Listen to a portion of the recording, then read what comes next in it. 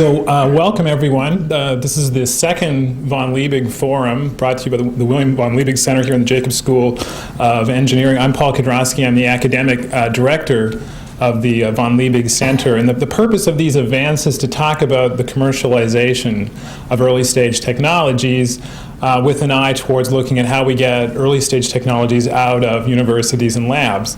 And so the intent is to sort of bridge across that, which usually is often seen as a divide. So with that, what I'd like to do is introduce our speaker today. Our speaker today is Bill Stensrud, who's the managing director and general partner of Enterprise Partners, a venture capital firm here in La Jolla, California, managing more than $800 million in venture capital money. And a quick bio on Bill.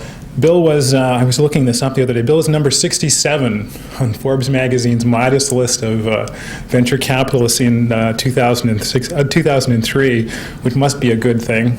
He's had a career in computer and communications products, software, services, founding or serving as a CEO of 3 successful technology companies.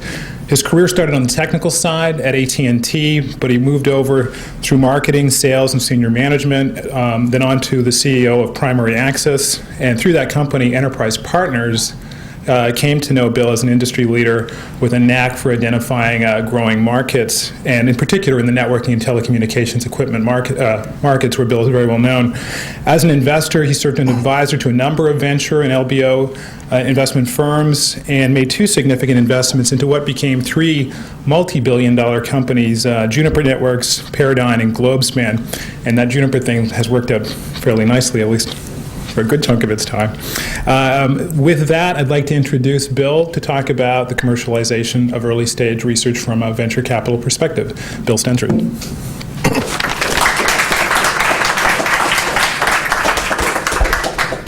Thank you, Paul. So I'm going to talk about the intersection between invention and investment, which is something that I've kind of focused on. And what I'd like to do in the process is make some observations about research and what's happening in research, about venture capital and what's happening in venture capital, and about the environment, the ecology that all of this is happening in. And I'm going to make the thesis that there's sort of a fundamental discontinuity occurring in all 3 of those areas right now, and that discontinuity is going to lead to different behavior in the future than what you have seen in the past. And so, and we at least at Enterprise are trying to remodel our venture capital practice to reflect what we think at least is the appropriate reaction for a venture firm to that fundamental discontinuity. And so I'm going to make that. Somebody once told me the best way to make a presentation is tell them what you're going to tell them, and then tell them what you told them. So that's the first third of that piece of advice. For the 45 to 50 years that the venture capital community has existed, 80+% of the dollars in the venture capital kitty has been invested in, broadly, information technologies. So about less than 20% have been invested in life sciences, and a very small part in things that were neither IT nor life sciences. So the IT industry has formed the foundation stone of the venture capital business since its inception. And I would say its inception occurred in the late 60s, early 70s with Art Rock and Tommy Davis, and you know, there was venture capital before that, but it wasn't proceduralized into an industry until those guys came along. So what's happening in the IT industry? If you look back over 40 years in the IT industry, the IT industry has, relative to the rest of the GDP, been a strongly growing segment. So as a segment, the IT industry has outperformed virtually every other segment of the economy. As anybody who's been conscious for the last 4 years know that hasn't been true for the last 4 years. The IT industry has been a less than fun place to be. And so one of the questions to pose is, what's next? Where is the IT industry going as an industry for the next 3 to 5 years, and then potentially beyond that? These slides are ripped off from a McKinsey presentation, so I will take credit for re-delivering a few of them to you, but I didn't invent the fundamental data. If you look at IT capital during the 90s, it's estimated that there was something like $200 to $300 billion in excess capital invested over what was probably really needed because of, I guess, raw enthusiasm. And that created a pig in the python kind of effect, which said there was a lot of inventory of poorly utilized information technology in the carrier networks and in enterprises, and that occurred in the year 2000. As a result of that, the industry has, to put it mildly, underperformed for the 3 or so years after the year 2000. Certainly underperformed other industries and underperformed the GDP. But if you look at the more sort of fundamental underpinnings of the IT industry, one of the things you'll notice is that as a percentage of all capital spent, the IT industry has gone from a small fraction of a few percent in 1960 to to nearly 40% of all capital spent in the U.S. by the year 2000.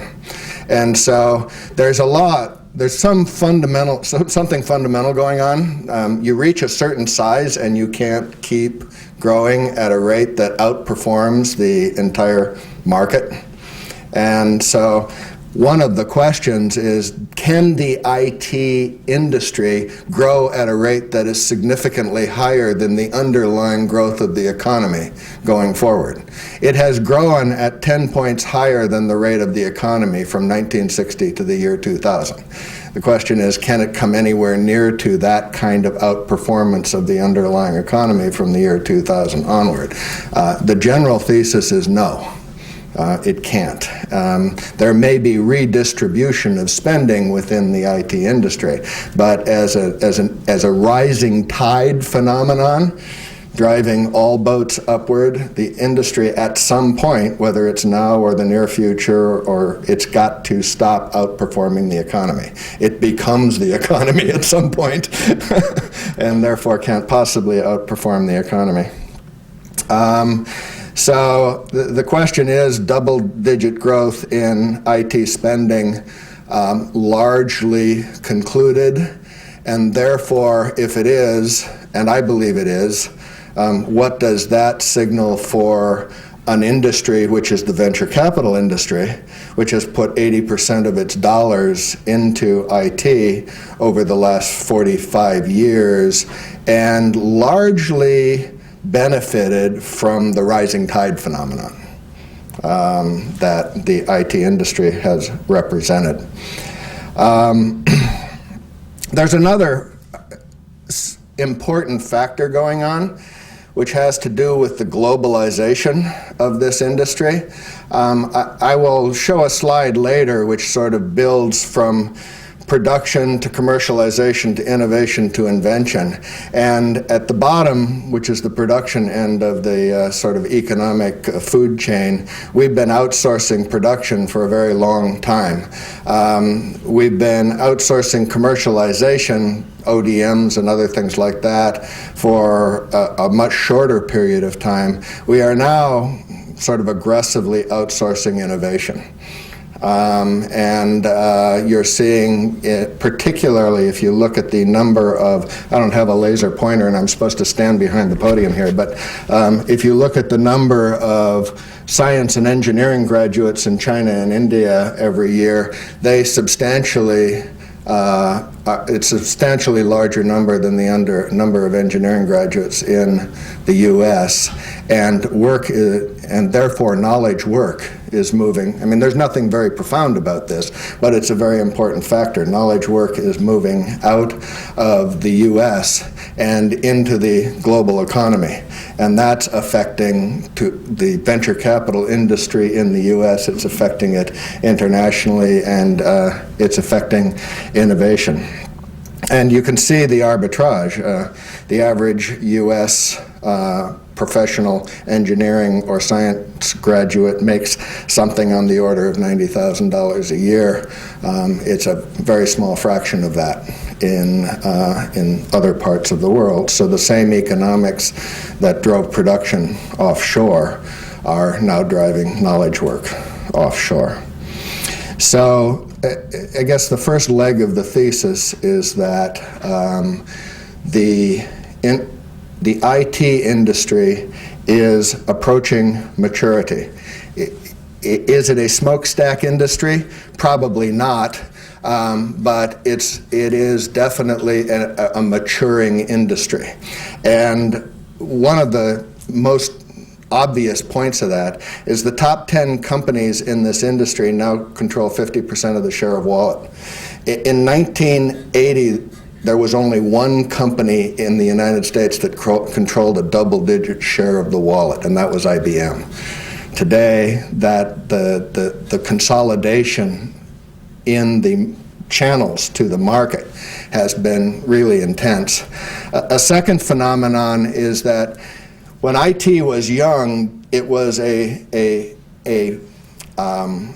wide open, free range kind of industry. Between the outposts of invention and innovation, there were lots of white spaces for people to move into and invent and innovate.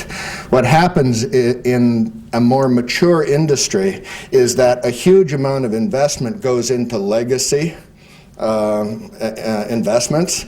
So enterprise software, large computer networks, large telecommunication networks, and those legacy investments become barriers to innovation. Just like large companies are less innovative than small ones, companies with large investments are less able to innovate within the context of that investment than they are when those investments are small. And so as companies and carriers' investments in IT grows, their ability to consume innovation at a rapid pace declines, and the white spaces start to close. The other problem is, on the other end, not the buying end, but the building end, the cost of entry into a market continues to go up, because typically when you're introducing a product into these more sophisticated ecologies, you have to interface with those ecologies. You have to be aware of them, and therefore the cost of building something to enter into those ecologies is higher than if you can build something that's standalone and solves a problem in a standalone way. So the ante keeps rising for starting a new business because that ante is encumbered by all the history that moves or that exists in that industry. As I mentioned in the last slide, one of the things that's a key sign of a smokestack industry is it starts moving offshore. And the IT industry is starting to move offshore, and so that's definitely a factor. And the other factor is that because there's been so much consolidation in the industry, the ability to take a business to an exit becomes more problematic, because the number of buyers in the M&A world is decreasing, and therefore the competition for those assets is lower, and therefore the price you get for those assets is lower, and it makes the and the IPO capability is lower because the customer typically doesn't want new vendors in their more complex and consolidated infrastructure. So that creates an issue for the IT industry as a whole. So that's sort of the ecological environment in which we find ourselves. If we look at the other second leg of the stool, which is research and development, it's under some pressure, as you all know probably better than I do, but still in the U.S. relative to the rest of the world, we are way ahead of the rest of the world in our fundamental spending and in the productivity of our research and development. These are factors from a NSF study on research and development in the U.S., and you can see that the rate of growth of spending in R&D in the U.S. has been very, very high. In a more focus, I apologize for the fuzziness of this slide, the next few slides. I took them out of the NSF study, and they were pretty low resolution when I took them out. But what you notice there is of the basic research, almost 50% of what is done in the U.S. is done in an academic environment. And of the basic and applied research, it's about 30%. And if you add development to that, it drops to about 10% of the total research done. And why is this relevant? Well, somebody once asked Willie Sutton why he robbed banks. And he said, because that's where they keep the money. As a venture capitalist, I'm going to posit that this basic research is probably the most significant currency that's available in the industry right now for building important new businesses. And so to a greater and greater degree, because 50% of that basic research is done in academics, as a venture capitalist, what I'm going to propose to do is figuratively rob the bank, which is to hopefully the bank will like it. Frieder wasn't sure about that earlier today, but we'll see. But I think that's a very important observation about where the real opportunities lie. This just further shows not only the static state of it, but the dynamic state, which is that the academic environment is an increasingly large share of the fundamental R&D spend that goes on. The second is nonprofits, and those are places like Scripps and Salk and Burnham, and oh, thank you very much. And so those are obviously well represented, and there's some cross-fertilization between those kinds of institutes and the academic institutes here in San Diego. This I find very fascinating. I don't know if you can read it. These are the, in constant 1996 US dollars, the investments by field. And the top line is medical sciences. The second line is biological sciences. The third line is engineering. If you add the medical sciences and the biological sciences together, they add up to almost as much as everything else put together. There's a hint there about what's happening in the world and the industry, and so maybe it'll be a quiz later. I'll ask you to tell me what you think that means. But you can see that computer science is way down here. So the basic conclusion you run into is, for reasons that have to do with some organic process that goes on behind the government and private grant system, most of the money is going into the life sciences, and only a much smaller amount of it is going into the traditional IT fields. This is an interesting slide, because I think it's actually gone the other direction since the slide was made. I sat last Thursday or Friday in a meeting with the premier of Korea, the head of the Ministry of Industry and Communications, and his counterpart in Japan. And the fellow from Japan made the comment that, the students in Japan were lazy. They no longer wanted to go to engineering school. They wanted to play video games on their cell phones, and that as a result, Japan was losing its edge in research and in the innovation and invention field. And I have a 24-year-old son who just graduated from UCSD, and he's decided he wants to be a snowboard instructor. He got his degree in mechanical engineering, and he's going to spend the winter up at Whistler.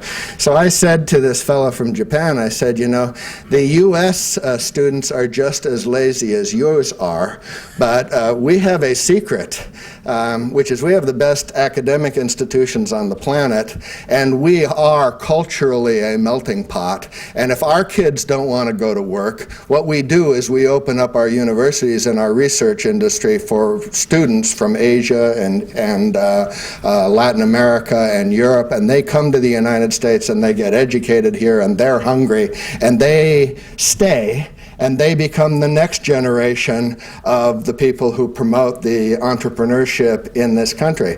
And I would guess that virtually everybody in this room is an immigrant N times removed. I don't know how many. But that is a core strength in the United States, and it's one of the key engines of our economy. And I will tell you that over the last couple of years, post 9/11, Homeland Security, we are in danger of throwing the baby out with the bathwater. So if there's one thing that I think that is core to what's made America great, it's that opportunity that we provide. And to the degree I am lobbying, as I'm an executive in the National Venture Capital Association. We've made this one of the top issues in our political efforts with Congress and with the executive branch, and I would urge you all to keep that in mind, because I think this has been the strength of this country, and I think it's in jeopardy right now, and I'd hate to see it go away. Looking at the third leg of the stool, which is the venture capital industry, this is what the venture capital industry has looked like over the last few years, and it's not a pretty picture if you're in the venture capital industry. Obviously, what happened here was we had something go wrong right there.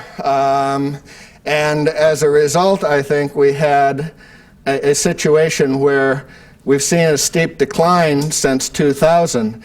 And the question is this decline a manifestation of this over-exuberance? Meaning, if this hadn't happened, would the curve go like this?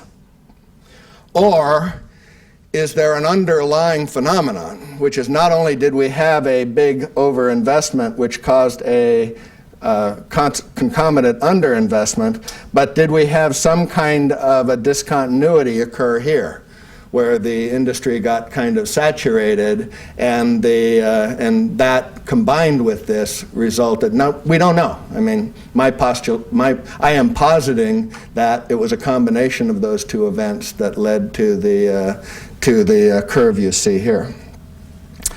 There's another interesting and insidious issue which relates to this issue that the ante is higher. If you look at the amount of money that's gone into each investment, it's going up substantially. This is the number of dollars per investment. What this doesn't show is the number of investments per company. The number of investments per company has gone up by almost 50%. And so if you add the number of dollars per investment to the number of investments per company, the amount of dollars you have to put into a company now has gone up about 100% since 1994. And the exit value hasn't gone up 100%.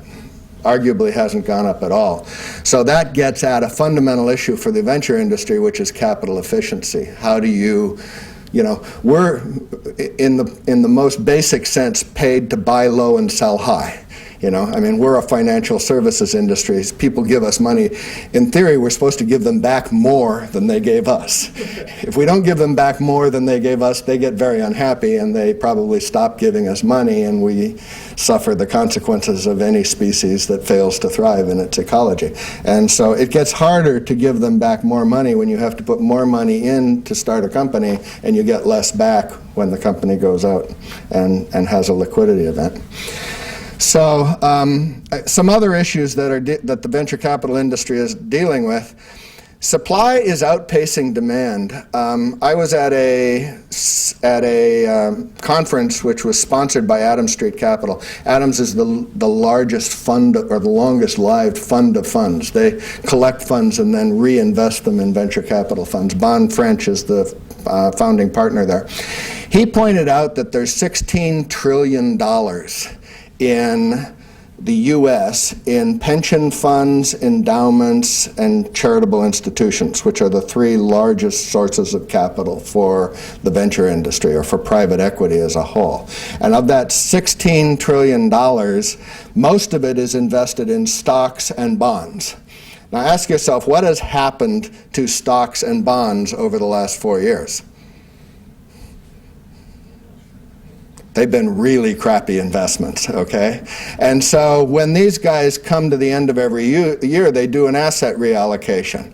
And they say, well, you know, 70% of our assets are in stocks, and that's been really crappy. And 20% of our assets are in bonds, and that's been really crappy. And 10% of our assets are in the category of other. And in the category of other has been things like real estate and private equity. And so what people have done over the last 4 years is, in spite of the bad performance of private equity, they have been moving, 50 basis points of their fund from bonds and stocks into other assets. And about half of that goes into private equity. And so every time you move 1 basis point from that pool into private equity, you add $1.6 billion to the pool. Now 1 basis point is 1/1000th of that money. So it's easy for that to get allocated, and that's what's happened at the macro level. And as a result, there's still too much venture capital in the industry. The second question issue is in fact the IT industry maturing? We've been through the mainframes, the minis, the PCs, the internet. We've been through wireless. One interesting fact was that last year, for the first time, more dollars were spent for semiconductors in consumer electronics than in industrial applications. So we crossed over from industrial applications being the primary driver of the semiconductor industry to consumer electronics being the primary driver. It is unclear to me, but it may well be that the next wave of sort of substantial change in what we would traditionally call the IT industry is going to occur at the consumer level. And it may be that as a result, there will be a whole new wave of opportunities that emerge. And if you think about it, the consumer level right now is still pretty much of a white space. I mean, there isn't a lot of legacy investments there, so it is possible that going into the consumer market will create venture-like opportunities that we've seen in other industrial spaces before. Another possibility is that the rising tide is over, and that we have to be very focused in what we do. When I go back to that investment slide on the life sciences being the dominant area for research and development investment, the question really is biotech over the hump? Has it become a discipline that venture capitalists can invest in, or is it still a roulette wheel where you just, and I think that's a very difficult question to answer. The president of Stanford, I guess his name is Hennessy, said this was going to be the century of biotech. Certainly the last century was the century of electronics. If biotech can turn into a discipline as opposed to a roulette wheel, then I think there will be an enormous suite of opportunities for investment, for enterprise creation, and for good returns on capital in that space. I will say one of the things, Les Videz, who used to run the venture arm for Intel, used to make the distinction between what he called cake investments and ingredient investments. I mean, and he wanted to invest in the cake because you got a lot more money selling the cake than you did selling the flour. But my impression, given the consolidation in the marketplace, is that more and more of the industry is moving from the cake to the ingredients and moving back further in the food chain. And so that relates to what I will posit as the appropriate venture strategy moving forward. We talked about capital efficiency as a big concern in the venture industry. So what I'm going to talk about briefly now is a strategy that I think I personally adopted, and to some degree we at Enterprise have adopted, and I'll call it the dumbbell theory, and that's not a reference to our IQs. What it basically says is that in this industry, I think the opportunities have moved to the extreme ends of the food chain. You're either in the business of consolidating more mature technology companies, and you've seen an enormous amount of private equity go into the buyout and of high-tech businesses. There have been Silver Lake and Francisco Partners and Texas Pacific Group are all, raising $3 and $4 billion funds, and they're involved in the consolidation of the mature side of the IT industry. If you're not going to be consolidating, the thesis is that you need to be truly disruptive. You need to do something that is not incremental. I would make the claim that the bulk of the really good venture capital investments over the last 40 years have been based on solid innovation but not invention. That there have been many sort of thoughtful teams pulled together to do something that was fairly straightforward, but done in the right time, in the right place, and created good business opportunities as a result.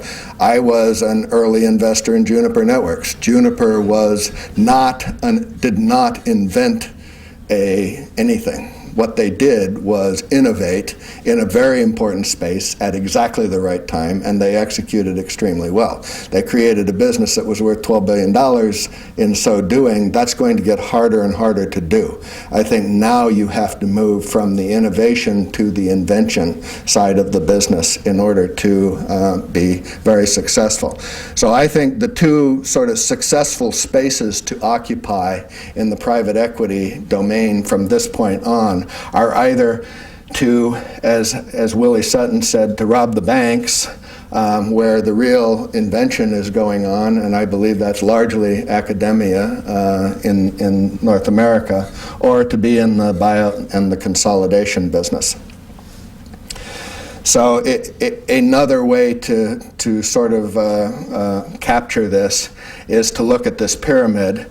If you look at this pyramid with production at the bottom, implementation, innovation, and invention, I would argue that globalization starts at the bottom and moves up. And it is moving up, and right now what we're seeing is the innovation layer of this pie start being globalized, but very frankly, very little of the invention layer of this pie is yet globalized. And frankly, very little of the innovation layer is, but it's moving rapidly in that direction. A lot of the implementation layer is globalized, and virtually all of the production layer is now globalized. And so from a U.S. standpoint, in order to we've been successful at moving our value as a society up this pyramid as the bottom of the pyramid has moved out. And I argue that as a matter of policy, we have to continue to do that and focus very hard on moving from the innovation up to the invention. And as a venture capitalist, in order to capture the seed side of the dumbbell theory, what we have to do is be very good at focusing on helping inventors commercialize their inventions. Brian Arthur is a former Stanford professor who's now head of the Santa Fe Institute, and this just made a good quote: "Advances in technology proceed from advances in science." We really have to understand where the core inventions occur and which of those are disruptive and how to commercialize those in order to make really good business propositions out of them. So a strategy that we have evolved as a venture firm is to have a clear model for what, where, and how. The real opportunity occurs at the intersection of an important disruptive invention and an emerging market need. You can have a lot of inventions with no market need, they don't get you anything. You can have a lot of market need with no inventions, they don't get you anything. I'd love to have anti-gravity paint, I'd like to have a Mach 5 transporter, but those things don't exist. And so you've got to figure out where those things are coming together, and that's where the real opportunity is going to lie in the next generation of the venture capital industry. What we've tried to do at Enterprise is build an organization where we have people who can understand the technology, not well enough to create it, but well enough to recognize it, and who collectively have the experience in commercializing that technology so that we can help the inventors identify which technology is useful to commercialize and help them commercialize it. Build tight relationships with the sources of the science. It's not an accident that Bob Kahn joined us as a partner in the last few years. Bob is a terrific guy in every possible respect, but Bob brought with him a network into this group that was very important for us as we saw our strategy going forward. Mine those relationships for critical inventions. We've got to stay interfacing with the people who are doing the inventing, and that's one of the reasons I'm here today. We've got to help those people commercialize those inventions, which means turning them into innovations and turning them into meaningful innovations. Stephen Brand wrote a book on the 10 rules of entrepreneurship. His first rule was define your business in terms of precisely who's going to buy your product and precisely why. Okay? One of the things that I find most missing in the definition of opportunities is the answer to that question. And by precisely, he means a name and a phone number. And by precisely why, he means what's the economic business case for doing it. So that's a discipline we've tried to create within ourselves and try to help our companies develop. And the last point is to recognize that there comes a point in the life of any enterprise where it's time to cash in. As I said earlier, we are in the business of buying low, selling high. We are in the business of taking money from our investors and hopefully giving them back more. And so part of this is a transaction business. We have to figure out when to get in, when to get out, and how to make that optimal for the entrepreneur, the investor, and the venture capitalist. So that's to summarize what, I've told you what I was going to say, said it, and now what did I say? I think the industry is at a disruptive point. I think the IT segment is potentially mature.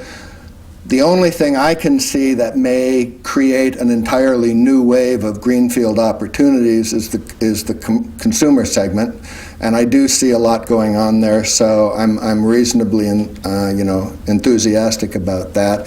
But as a whole, that segment isn't going to grow. The life science segment has the opportunity, when it gets to the right point, to represent an enormous greenfield of opportunity for new venture creation, for venture capital, for invention. I don't know whether it's there yet. We're making more and more investments there. But over the life cycle of the venture capital industry, the return on life sciences investments has been dismal. And so there's still some real skepticism about that. And the venture capital industry has to change, the private equity industry has to change to reflect the changes in the ecology we live in. And the last thing is that we all need to work very hard to make sure that we continue to invest in primary research for national reasons as well as for human reasons. I think that's where the big opportunities are going to be found going forward. So I thank you very much, and Paul.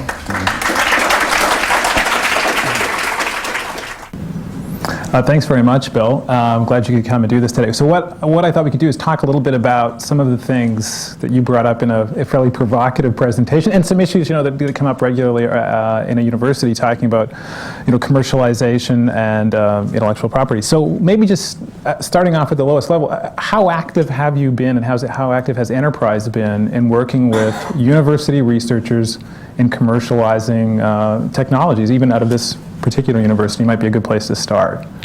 Well, we've had a number of companies that have spun out of the UCSD.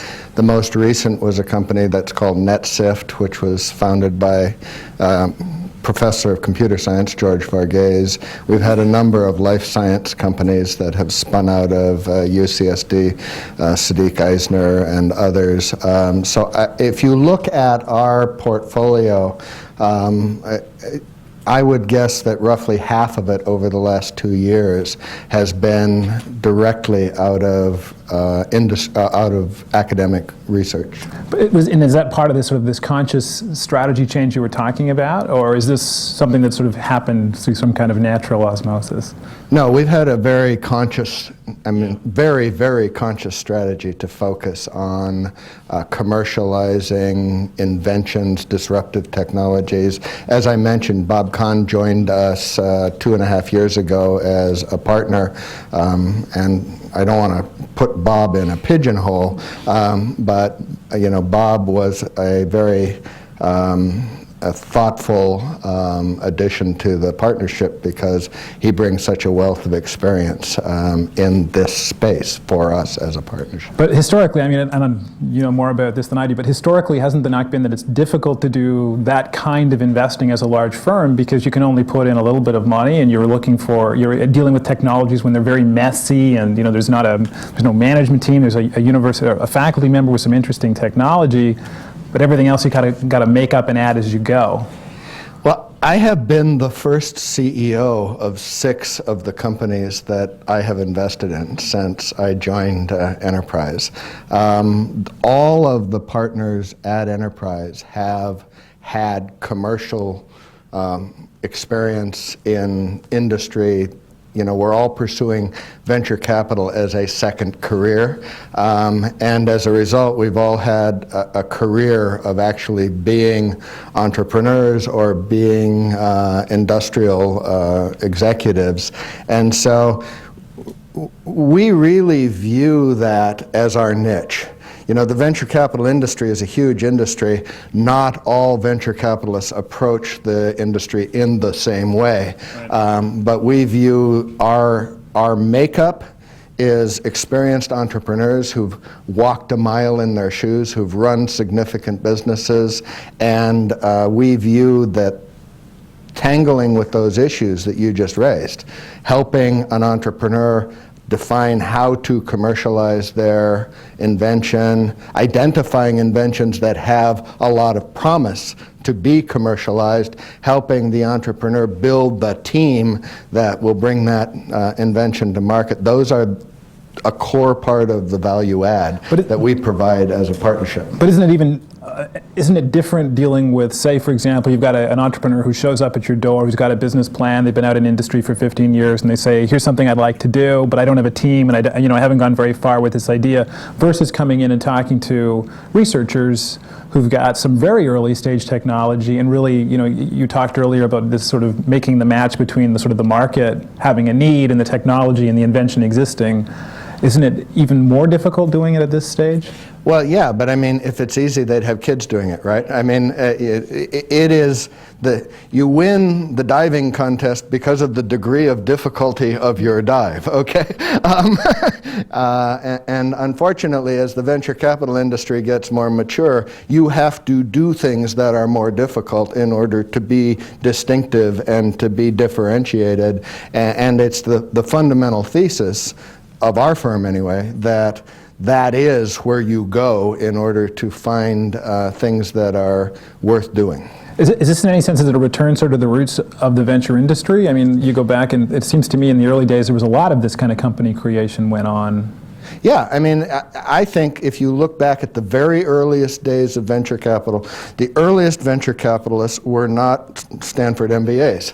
You know, they were Tommy Davis and Art Rock and Eugene Kleiner and Tom Perkins, and these were people who had distinguished business careers, and what they did was they found people with great ideas, and they pitched in. And the definition of a venture capital was not a guy with a bucket of money. It was a guy who had a lifetime of experience to bring to the entrepreneur to help them build an enterprise. And I think the business went from that to what somebody described during the bubble as the plant 1,000 seeds model, you know, where you take an airplane and you get a bag of money and you fly over Silicon Valley and San Diego and you drop bags of money out and you hope that they grow up into, you know, trees, money trees. And I think that model of venture capital is completely bankrupt at this stage. And I think therefore we kind of have to return to the beginning, which is to be people who build businesses, not people who invest in businesses. And that's a fundamental difference between, you know, I think what we want to be able to do going forward and what maybe the industry evolved into in the mid-90s. So, okay, well, taking that sort of the next step, and going back to a point you made in your presentation, I think it was the Willie Sutton, you know, with why do you rob banks, because that's where the money is. And you made this sort of an analogy towards dealing with sort of early stage research in universities. I think many researchers feel fairly proprietary about the research that they've done and the technologies they've created, and they immediately get their hackles up at the thought of either someone taking it away from them in the context of, you know, someone else commercializing their technology, or even dealing directly with folks who want to put capital into it, because on the one hand they'd like to have it go out, but on the other hand they don't want to lose their baby, right? Well, and I think that I think the academics are self-selecting. You know, I mean, if they have the desire to become entrepreneurial, they're going to select themselves into the process. They're going to opt into the process. If they have the desire to be proprietary, they're going to opt out of the process. And, you know, they kind of control the game depending on which way they go. I think part of what you have the opportunity to do as the von Liebig Center here is to help change the culture.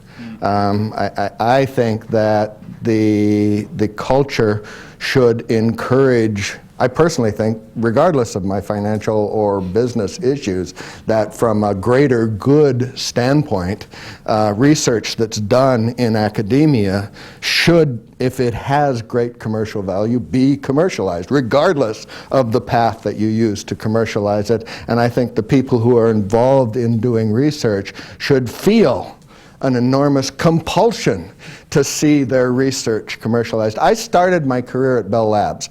I spent 3.5 years working on a project. I won't bore you with the whole dialogue, but I will tell you at the end of 3.5 years I realized that everything I had done was worthless. And I got that message delivered to me by a guy named Bill Zunt, who at the time was the president of Wells Fargo Bank, when he laughed at us when we tried to get him to buy our product. And that was a disruptive moment for me. You know, I said, I really care if I'm going to spend 3.5 years doing something that somebody cares when I'm done. And I would assume that most people in research share that to some degree or another. I mean, they'd like to see what they do have meaning. And in the end, I mean, being commercialized is one of the primary channels to get what you do to have meaning. So, and we're, you know, obviously there's a financial side to that. That can be the evil empire, or it can be, you know, the pot of gold at the end of the rainbow, depending on your politics and the way you perceive the world. But that's not the entire program. The program is, you know, getting stuff to where it can be used. But there's this, and you kind of mentioned this in the presentation when you talked about a conversation when you had with our dean here, Frieder, and you had mentioned that, you know, there was somewhat of a difference of a view on this. It can feel, I think, a little bit from a university standpoint like an I win, you lose kind of thing, where, you know, the most successful and productive faculty members are some of the most inventive people we know, and as from a university standpoint, you're not particularly eager to see those folks go elsewhere. Well, I mean, we've spun a number of companies out of universities. A number of times the faculty member and several of the graduate students have gone out with the spin out. In no case, in my experience with the deals I've been involved in, has the primary faculty member stayed out. They've always gone back to the university. So I believe that we're not sort of robbing the university. You can take a half full or a half empty view of this, okay? I mean, I believe that a faculty member who goes and spends some time getting his hands dirty in the real world might bring some real value from that back to his position as a faculty member in the university, and you know, the chance that 1 in a 50 or 1 in 20 will stay away is, you know, there's no indentured servitude here, you know. I mean, even if you're a tenured faculty member, you still have the opportunity to go do something else. Bob Kahn went and did something else. So, you know, I believe in the individual's right to make a choice. The faculty member can decide to be entrepreneurial or not. If they decide to be entrepreneurial within the rules of the system, they can decide to, you know, devote some of their time, all of their time for some period of time, or their whole life to that venture. And I think it really needs to be their choice. But what if, is it a serious black market? If the faculty member, I want to see this technology commercialized, but, you know, I'd like to spend a day a week as an advisor to whatever company gets created. I don't want to go out with the technology. I'd like to do it and stay where I am. It's just a business decision. I mean, sometimes the faculty member, when they spin something out, is irreplaceable to the business model. And so as an investor, you look at it and say, do we need 100% of this person's time in order for this business to be successful? If the answer is yes, then the faculty member has a choice to make. And they can decide whether they want to do that or not. If the faculty member can spin this out successfully, if there are grad students or others who can adopt this technology and run with it, then the idea that the faculty member spends a day a week and becomes an advisor to the company is a very standard model. That's been done in many of the spin-outs that we've been involved in. I find that many faculty members are excited about the prospect of doing something in the commercial world for a finite period of time. Very few of them want to go do that forever. Henry Samueli went and did it forever. It was a really good idea for Henry to go do it forever. Henry feels really good about having decided to go do it forever. But, you know, it's not for everybody. Mm-hmm. Well, let's sort of take it up a little. We've been talking at the level of faculty. What about at the level of institutions? You've been active dealing with, you know, UCSD, dealing with Stanford, other institutions. What makes institutions different to deal with from the standpoint of commercializing? Because obviously they're not all the same to deal with, both reputationally and otherwise. So I'm going to work really hard not to step on my head here. Look. There's a couple of things that I would identify as sort of key differentiators. The first one is a cultural differentiator.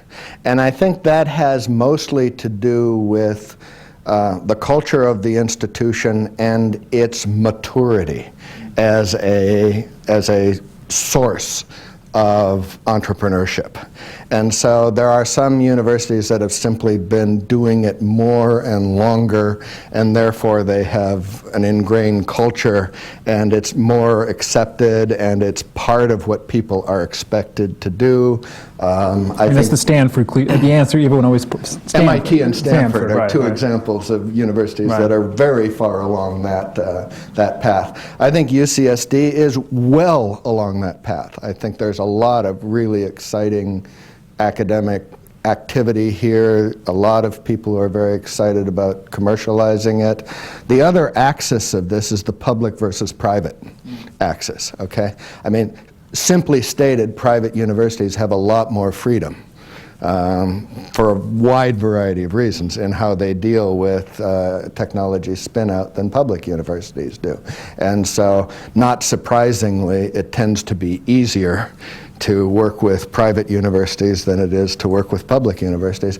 But I've got to say, we have never, ever, as a partnership, failed to reach an agreement on a deal we wanted to do with UCSD or any other public university that we've been interested in. So in some cases, it's been more work. It's taken a little longer, but there's not a single example of a great opportunity that died because collectively the entrepreneur, the financiers, and the university couldn't find a way to make it happen. So it doesn't get hung, it's not about equity, it's not about license fees, it's more of a cultural thing that makes the... No, I mean, the issues of equity, license fees are all things that have to be negotiated. All I'm saying is that we've never failed to find a middle ground that made, essentially it possible to commercialize something that we felt strongly should be able to be commercialized. Do you find that some institutions are more aggressive about how the relationships they build with the venture community, and you feel like you know more about what's going on with respect to technologies there, or is it purely a question of you wandering the hallways and having the sort of network you were talking about before? I think to some degree the burden of making that happen is on us, right. Not on the university. I mean, historically, you being the exception, and you guys building probably the prototype for university outreach as opposed to, investor inreach. But historically, the burden has been on the financial community, the investor community, the venture community to figure out how to build bridges to the academic community. And I think that I applaud efforts like the von Liebig Center to, add some push as well as or pull to that process. I think that will be very, very good for the university. I think it'll be very good for the industry, and hopefully good fun for you. Fun for us as well. With that, we're out of time. So I want to thank you again for coming in, Bill Stensrud from Enterprise Partners Venture Capital here in La Jolla. Thanks, Bill. Thank you, Paul. Thanks.